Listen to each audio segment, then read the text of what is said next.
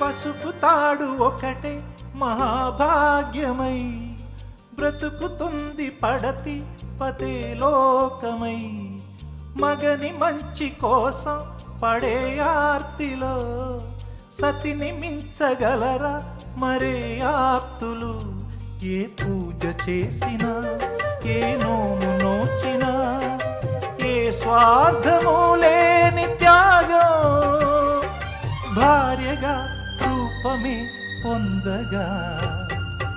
అపురూపమైనదమ్మ ఆడజన్మ, ఆ జన్మకు పరిపూర్ణత ఇల్లాలమ్మా.